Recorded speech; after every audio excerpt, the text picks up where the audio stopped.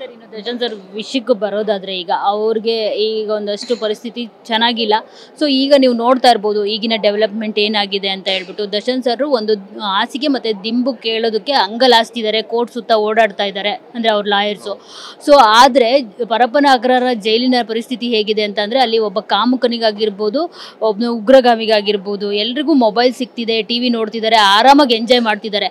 So ಇದನ್ನ ನೋಡಿದಾಗ ನಿಜವಾಗ್ಲೂ ದರ್ಶನ್ ಸರ್ಗೆ ಅನ್ಯಾಯ ಆಗ್ತಿದೆ ಅಂತ ಅನ್ನಿಸ್ತಿದೆ, ಟಾರ್ಗೆಟ್ ಆಗಿದ್ದಾರೆ ಅಂತ ಅನ್ನಿಸ್ತಾ ಇದೆಯಾ ನಿಮಗೆ ಅಂತ? ಟಾರ್ಗೆಟ್ ಅನ್ನೋದು ನನಗೆ ಗೊತ್ತಿಲ್ಲ ಮ್ಯಾಮ್. ಬಟ್ ಏನು ಅಂದರೆ ಅದು ಅಂಥವ್ರಿಗೂ ಕೊಡ್ತಾ ಇದ್ದಾರೆ ಅಂದಾಗ ಇವ್ರನ್ನೂ ಎಕ್ಸ್ಪೆಕ್ಟ್ ಮಾಡ್ತೀವಿ. ನಾನು ಅದನ್ನು ಕೇಳಿದಾಗ ತುಂಬ ನೋವಾಗುತ್ತೆ ಮ್ಯಾಮ್ ನಮಗೆ. ಅವ್ರಿಗೂ ಕೊಡಬೇಕು ಮ್ಯಾಮ್. ಯಾಕೆ ಈ ಡಿಫ್ರೆನ್ಸ್ ಮಾಡ್ತಾ ಇದ್ದಾರೆ ಅಂತ ನನಗೆ ಗೊತ್ತಾಗ್ತಾ ಇಲ್ಲ ಮ್ಯಾಮ್. ಎಲ್ಲರನ್ನೂ ಸಮಾನರನ್ನಾಗಿ ಕಾಣಬೇಕು, ಎಲ್ಲರಿಗೂ ಕೊಟ್ಟರೆ ಅವರಿಗೂ ಕೊಡಬೇಕು. ಅಟ್ಲೀಸ್ಟ್ ಆ ಉಗ್ರರಿಗೆ ಕೊಟ್ಟಷ್ಟು ಬೆಲೆನ ದರ್ಶನ್ ಸರ್ ಕೊಡ್ತಿಲ್ಲ ಅನ್ನೋ ಒಂದು ಬೇಜಾರಿದೆ ಸರ್.